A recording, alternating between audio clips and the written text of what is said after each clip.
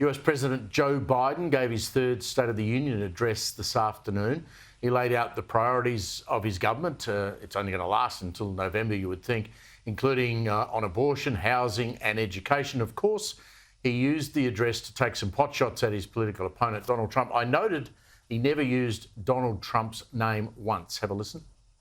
Now my predecessor, a former Republican president, tells Putin, quote, "Do whatever the hell you want." That's a quote.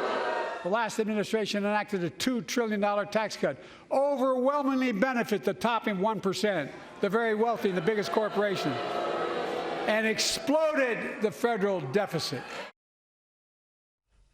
Joining me now to break this all down is Sky News contributor Kosha Garda. He was on form in terms of his delivery, because I think everyone in the United States and around the world who's interested in the US election was thinking, well, he's going to stumble at some point, get someone's name wrong or forget where he was. Didn't happen.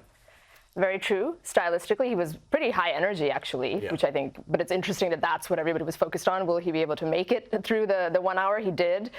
There were some portions maybe where there's a little bit of mumbling or incoherence, but overall he did well.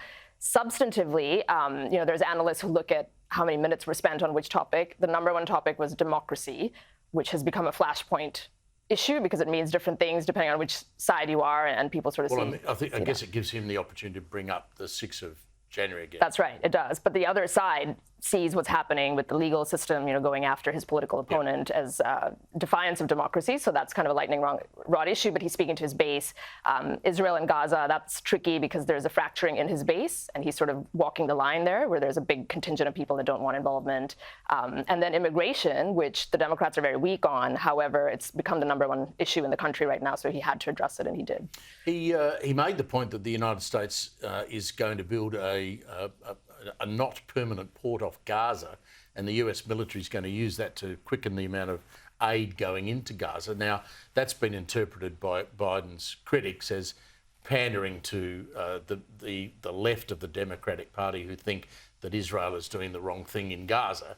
That's a bit of a risk for him to take, because Middle America is, I presume, not all that comfortable about American armed forces getting that close. I mean, he said no boots on the ground, but there's ships on the coast. Yes. I think a couple of things. So the critics don't like U.S. involvement. In general, that is an issue where there absolutely is a shift back towards non-interventionalism, whether it's Ukraine, whether it's Gaza, for sure.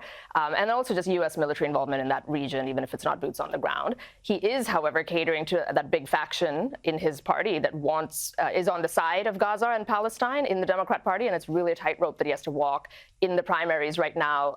There was a big group in Dearborn, Michigan. It's a heavily Muslim area that really moved away from him or came out as uncommitted. So I think that's the group that he's courting. Do you think he dealt with the border issue well? It depends. I mean, it seemed to me that he sort of talked around it. Yes, he did. It depends what the goal is. So if his goal was to speak to his base, which it is in an increasingly divided society that the U.S. is becoming with each day, it's a take. He said what they want to hear. If his goal is to speak to the independents, it might be a little bit more right-leaning. I don't think it would resonate. There was a lot of discussion that he didn't take the name of that young lady who was killed in Georgia by the illegal immigrant, for instance. That seems to be the thing bubbling up on social media that people are criticizing.